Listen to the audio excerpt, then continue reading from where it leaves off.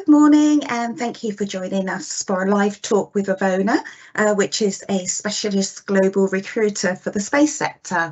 It's good to see schools and individuals here with us today. So that's enough from me. I'm going to hand you over to Yasmin. Good morning, Yasmin. So hi everyone, we are EVONA. We are a space sector recruitment company that is based in Bristol.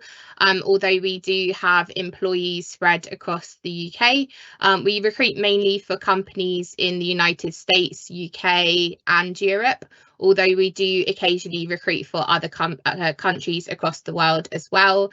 The space sector covers a wide range of activities related to space exploration, satellite technology, research, human spaceflight and launch. The purpose of today's presentation is to hopefully show you how wide the space sector is and what the career possibilities are. Hopefully we can show you some options that maybe you didn't think of before. Next slide.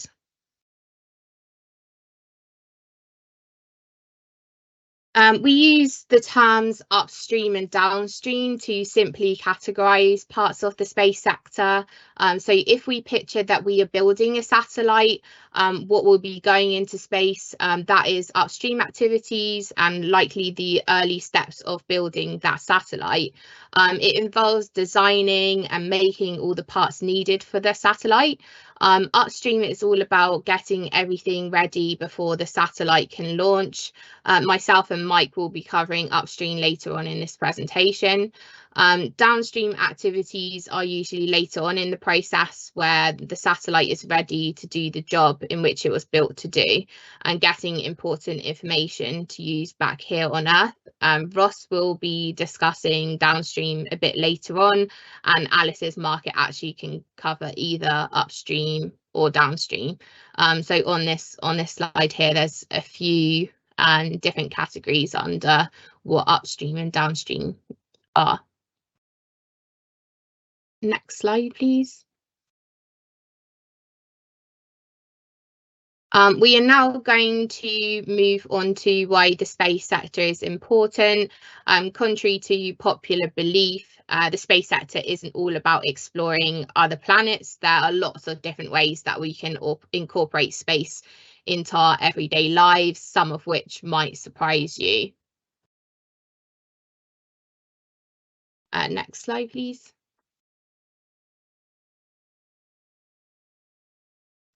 So as on this, what shows on this slide, there's lots of different reasons why the space sector is important. Firstly, the economic impact of space. So the space industry creates lots of jobs within the sector, drives economic growth and development and launch of satellites, as well as the provision of related products and services. It also leads to scientific research, so providing opportunities for scientific research in areas such as astronomy, physics and biology. This research leads to a better understanding of our universe and can also lead to practical benefits on Earth. We also have communication, so satellites are used for a variety of communication purposes, including TV, radio and internet. The space industry is responsible for launching and maintaining these satellites, which are essential for modern communication systems. We also have navigation, so GPS satellites either in your car or on your phone are critical for navigation, personal use as well as like commercial use as well. So for example, if you need an ambulance, they can find you using satellites if you're unable to speak for any reason. So satellites can be used for that as well. And as well as national security, so used for military and intelligence purposes, including surveillance and space-based early warning systems. I also want to add that satellite data can help us monitor weather patterns and tracking in our environment, understanding things like hurricanes, earthquakes, and wildfires as well. And next slide, please. Here are just some like very specific ways that you probably didn't think of how satellites can influence our daily lives. Most of these have something to do with the internet or anything like that. Those are just things that we kind of take for granted every day. Next, please.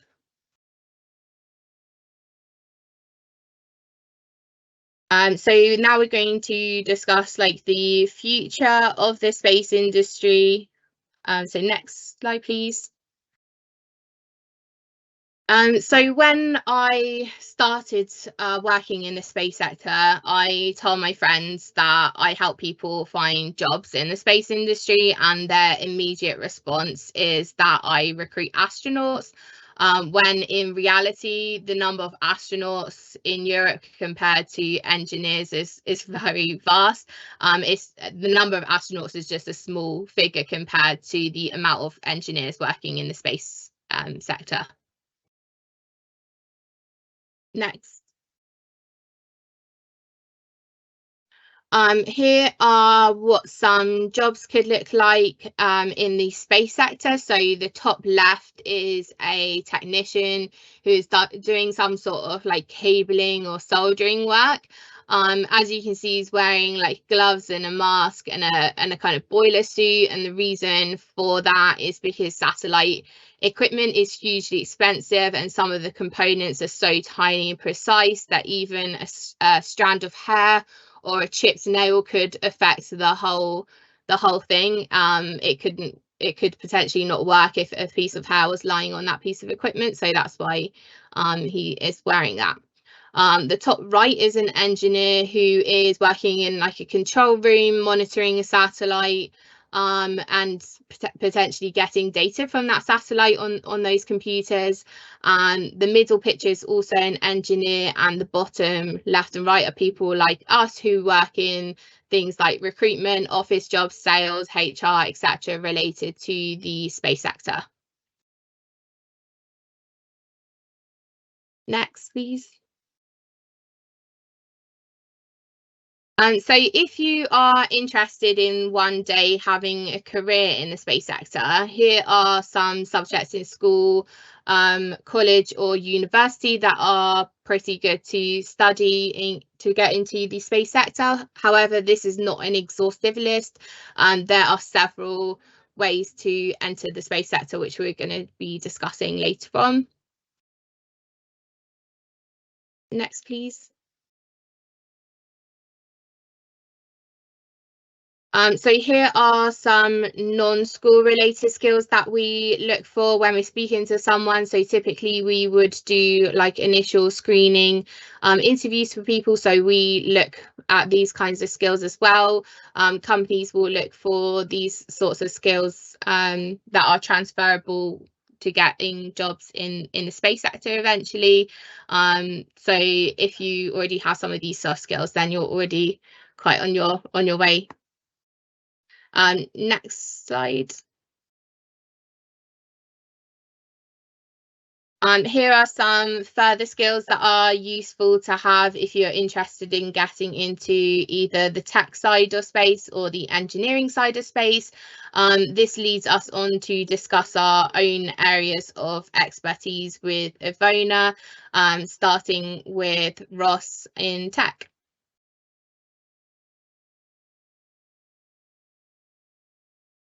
Have the next slide, please.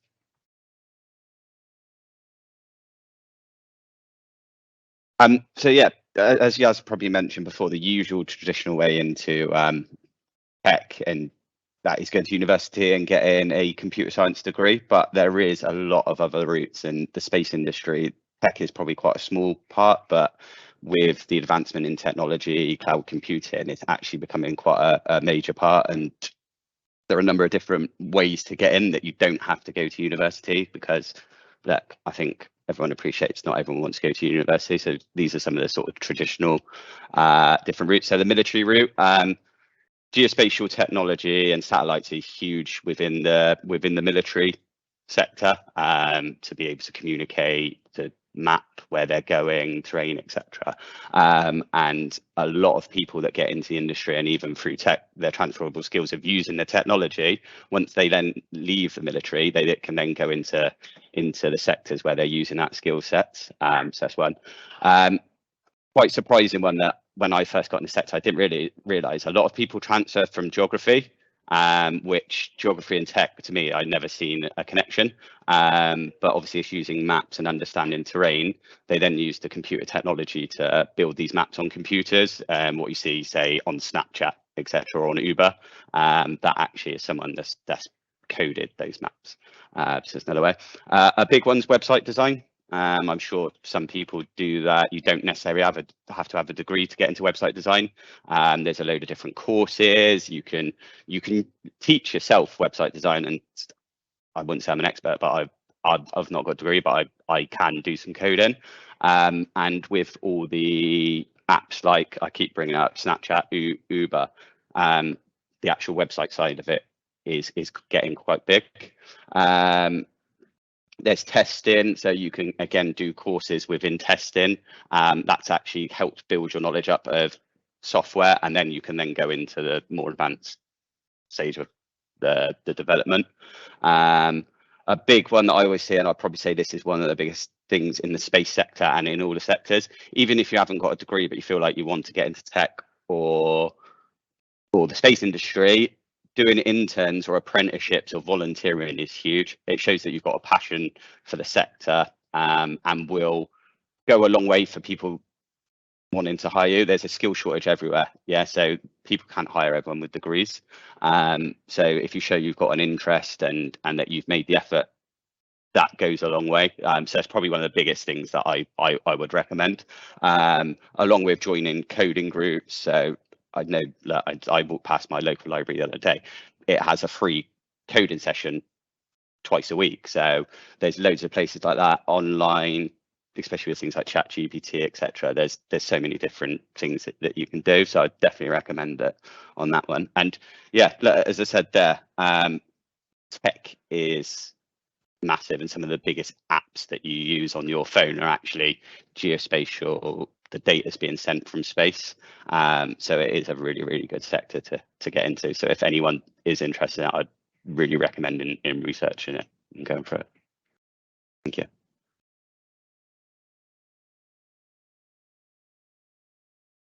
Alice next. Hello, I work in the sales, marketing and operations team at EVONA. Like the other guys have said, when most people think about the space sector, they usually think of astronauts, engineers and rocket scientists, but there are loads of equally important jobs behind the scenes that play a really huge part in the success of the space sector. Got a few examples here of some of the roles we recruit for and just some ideas to get into them. For example, if you're somebody who's more on the creative side, if you enjoy writing or storytelling, the space sector is always hiring for marketing experts and content creators to help get across the stuff that scientists and engineers do and turn them into exciting stories that everybody can enjoy. You don't need space experience for this, as long as you take an interest in the sector and are willing to learn about it. Creating your own portfolio or blog page is a really great way to showcase what you can do before you actually get work experience. We also recruit for a lot of sales roles. As you can imagine, doing things like building rockets and space stations costs a lot of money. So we need sales teams to win business and also talk to different companies and the government, convincing them to invest money in space projects. If you're a confident people person, if you're good at building relationships or sees themselves as a bit of an entrepreneur one day, then maybe that could be the route that you take. There's also a growing industry in selling services from satellites. This is for use by telecommunications companies, for example, who are buying bandwidth to send information all over the world via satellites. Some other really important roles are within law and finance. If you want to be a lawyer one day, did you know that you can be a space lawyer? And if you're good with numbers, we always need talented finance experts to make sure that the money is spent wisely and help get more when needed, so we can keep exploring space. Another option is a career in human resources. If you're somebody who enjoys working as a team, are really organised and want to work with people and help them, this is another option to get into the space sector. They're the ones who make sure everyone's happy and that we have the right people in the right jobs, a bit like us. So that's everything from engineers and scientists to lawyers and salespeople. As you can see, it's important to note that to get a career in the space industry, you don't necessarily have to come from a technical background. There are loads of business-related, political, art-based careers available across the sector. For instance, any company which produces a product for use in the space sector requires a sales team, marketing staff, accountants, lawyers, and even graphic designers. The number of paths available to guide you into the space career are really vast.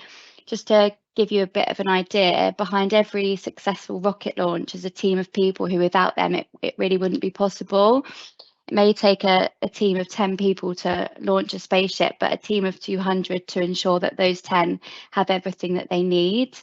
A good marketing team to ensure the brand is strong, a finance team to ensure the company has funding and capital to make the launch possible, a HR and talent team to look after the well-being of their staff and recruit top talent, legal teams to ensure full compliance within the company, and the list goes on. So all of these jobs play a really crucial part in ensuring that the rocket, for example, goes to space successfully.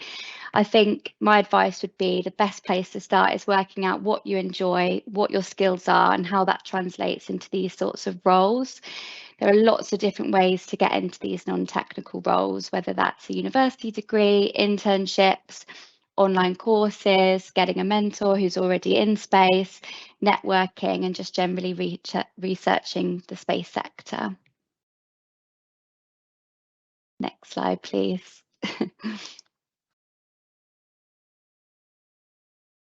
Hi, my name's Mike. I head up a team at EVONA where we help electrical and electronics engineers find their next role in the space sector. So these engineers typically play a very important role in making sure that all the electrical systems on something like a spacecraft or a satellite work correctly. This can involve things like sort of designing, building, testing, electronic systems that power and control these spacecraft or satellites. Just as sort of a general overview, in terms of electrical engineers, typically they will design and build the electrical systems that will sort of generate and distribute power to the different parts of the spacecraft. They make sure the spacecraft has enough electricity to run all the instruments and equipment.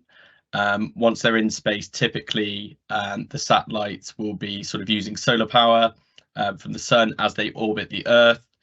This would need to be collected and then stored in the onboard batteries, and then they would do the power distribution to ensure that all of these systems are working correctly.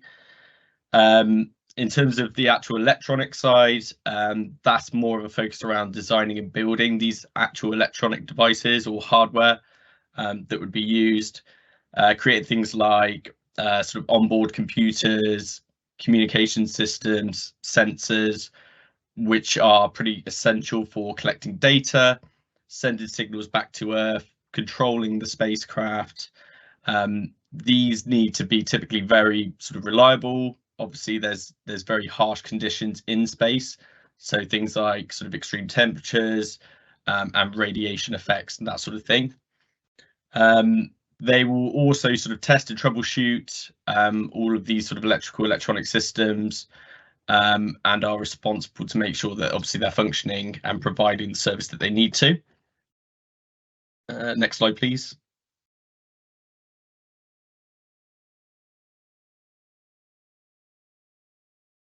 So there is sort of various routes into a career within sort of electrical or electronics engineering. Obviously, you'd go to university to do a degree, but prior to that, you know, sort of typical routes after school would be sort of A levels at college. Common subjects you would see, yeah, things like computer science, mathematics, physics, general engineering.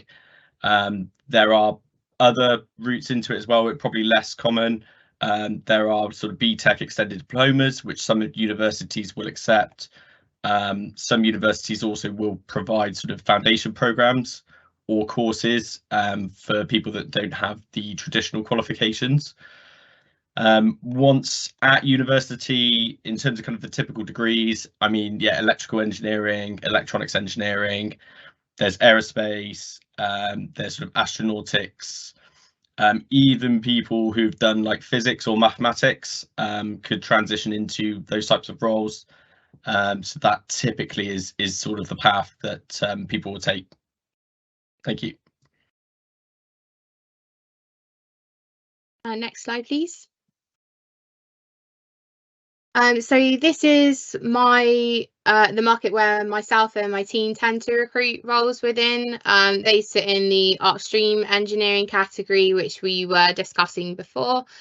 So as you can see here, I work in the mechanical and systems team. So mechanical is how things like move and work, and structural is ensuring that everything is strong and stable, whereas thermal engineering is analysing how extreme temperatures, either extreme heat or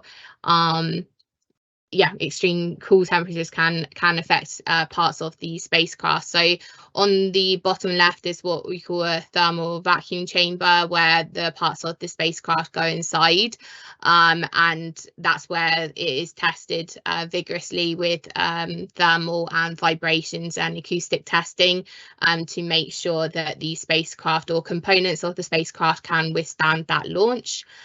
We also have systems design and test. So systems engineers plan and manage different parts of a project to make sure everything works together smoothly. Design engineers is kind of like an artist using creative and technical knowledge to design the shape, size and features of that particular part. They also consider factors like safety and ease of use. Test engineers investigate and solve problems to make sure that everything is functioning as it should be. They find any problems or bugs and fix them before the spacecraft is launched. And then if we move on to like quality, so these are making sure that everything is going ahead smoothly and safely, making sure that everything works properly and all the equipment is strong enough to withstand the pressures of space. I've also listed here at the bottom some of the jobs that fall within my market that do not require a university degree. So technicians being the first ones. So those are like problem solvers. They fix machines and equipment. They use their knowledge to repair and maintain different types of machines and electronics. Operators then run the machines and make sure that they work. And make sure that the machines are producing the right things.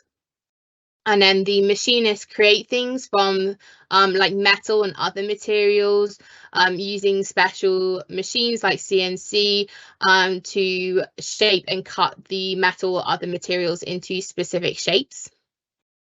And then with manufacturing, so manufacturing is like the process of making things at a large scale. It's the whole process from designing, creating and putting together all the different parts. And then production is all about making those things efficient and in large quantities as well. So if you would like to potentially get into any of the careers on this page, the typical things that people would do would be to get into mechanical engineering, a general aerospace engineering degree, or specific modules within engineering. So they do have thermal modules, quality modules, structural modules, and then with the non-university routes, everyone's already kind of mentioned it, apprenticeships and internships would be the routes to go. Large companies in particular, like Airbus in the UK, will be taking on a lot of these sorts of positions. Next slide, please.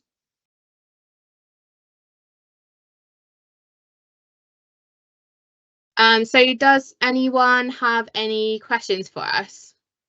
Thank you very much, Team EVONA. That was really informative. So thank you very much for giving that talk today.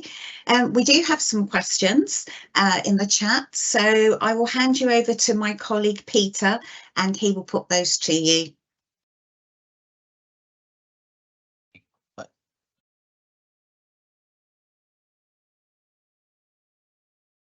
How hard is it to get a job within the space industry? I'm not sure who would be the best person to answer. I'll take it. Initially, it depends, like kind of what route you go down, what university you go to, or how you kind of initially take the first step into the space sector. So I went to the University of West of England, and they have a massive aerospace program.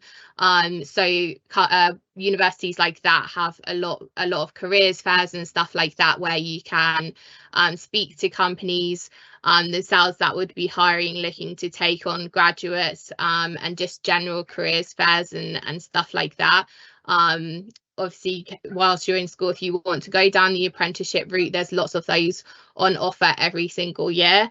So I think if you decide that you would want to get into the space sector, if you do it from like university or apprenticeships when you're just a graduate, I think it's much easier to get into that way. Or alternatively, if you get into other areas of engineering like aircraft, automotive, medical, it's easily transitional into the space sector because there's a lot of similarities between those industries and space. Thank you.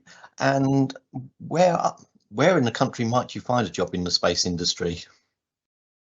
So everywhere is probably the answer there. There's probably a lot of companies that you don't think are space companies as well and are doing work, but I keep saying it, but a company like Uber is essentially their whole thing is run by satellite data, so they're a space company. But across the UK there are a lot of companies. I think in Cornwall alone, I've seen a stat yesterday that there's 137 companies that are related to the space industry. So that just gives you a sort of number, but yeah, there's more than you think. I would just add on to that. There's a massive space park in Harwell in Oxford that have about 100 different types of space companies in the UK. We also do a lot of relocators. So if there's ever interest of going to another country, it's very, very common to move to a different country to pursue a career in space. Brilliant. And that's the next question is, how hard is it to get with a job within the space industry? So I can take that. It isn't particularly hard. I think, like Yasmin sort of mentioned earlier, there are a lot of transferable skills, and the space sector is growing at such a rate where typically they don't have to just look for people that have worked within the space sector.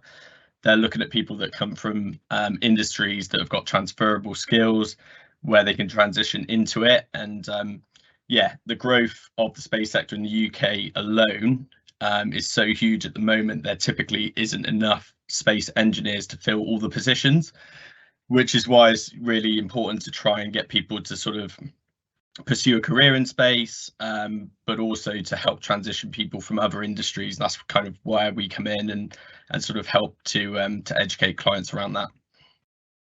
I just say we work in the space sector as well, so it's not always the obvious companies like you keep saying, like SpaceX, and I've got no skills in the space sector. So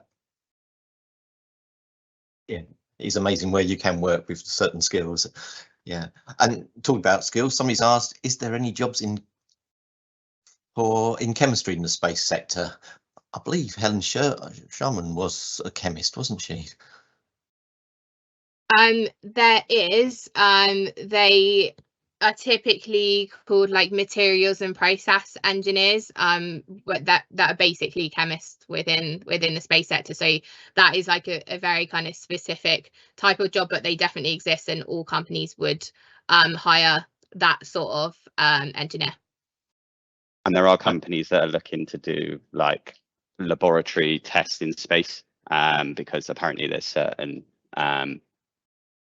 benefits of doing things in space. So yeah, in the future, you never know what sort of jobs could be in this space. I think also, just to add on as well, there's things like chemists that are involved in the sort of propellants that are used for spacecraft. So designing and testing fuels that use on sort of rocket engines, and also sort of studying chemistry of sort of planets and asteroids, analysing samples, and yeah, the use of that as well. Brilliant. And somebody's actually turned the question around the other way. If someone left the space industry, what skills would they have gained to use elsewhere?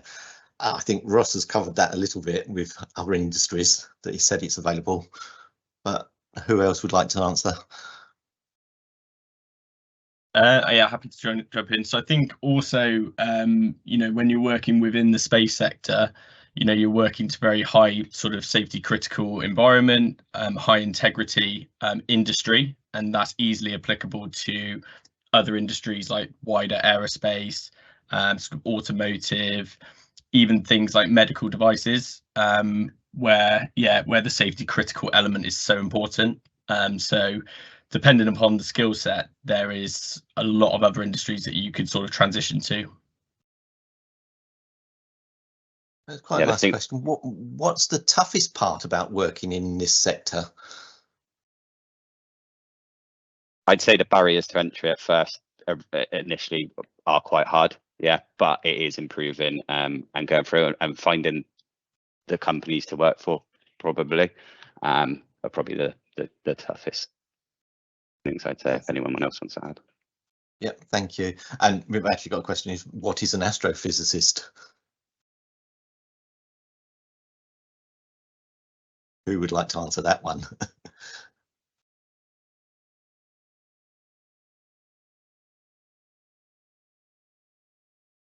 Come on, don't be shy. I'm not an expert in astrophysics, but it's people that work with the universe and sort of scale stars and planets. So yeah, not an expert, but it's study of sort of stars and planets. And we're sure that people could give it a good old Google if they needed to. Yeah, it's interesting because you do find astrophysicists in the space industry, and lots of different engineering companies use astrophysicists because of their strength in physics and maths as well. Right. So it's quite interesting. Quite a lot of questions about launching rockets now.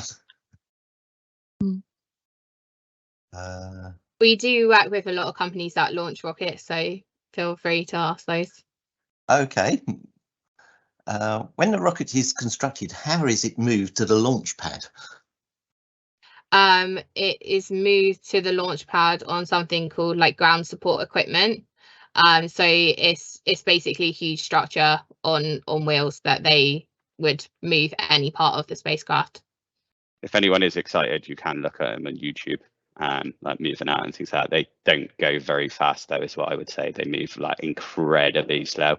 And I know some get like put together in, say, like Cape Canaveral, for example, where you'll see a lot of the rockets go for, and then move from the hangar, and it can take days, or they're built somewhere and then transferred by road and then assembled there as well. But yeah, there's loads of YouTube videos of watching it, and yeah, as you can probably see, I have watched the part of it that holds it like still is the rocket test stand, if that was the question as well. So it's transported by ground support equipment, and then the thing that holds it while it's getting ready to launch would be the rocket stand. I think that question's now inspired somebody to ask is, how is a rocket constructed? So it would take probably quite a few years to put together a rocket. So a lot of the projects that we work with and clients that we work with, these projects are very long-lasting projects. It's not going to be put up in a day or a week or even a year. So it will be all of the components and the systems stuff that's done first, the really complicated parts of a spacecraft, and the structure would then go last, and then it would be tested, and the quality assurance team would be taking a look at it the whole time and doing the final checks.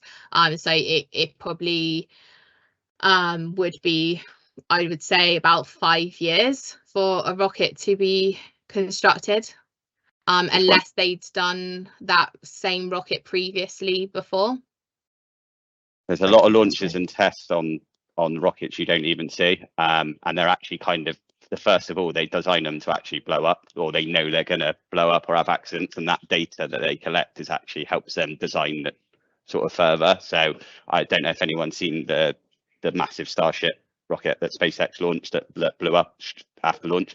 That was kind of expected, and there's sort of a saying that failed launches are actually beneficial.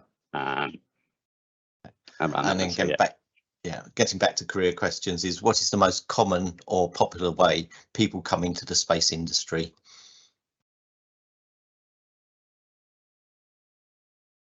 At the moment, I would say it's still the degree route, a general aerospace degree, or if you know right off the bat what kind of engineering degree you want to do, then that is still the most common way.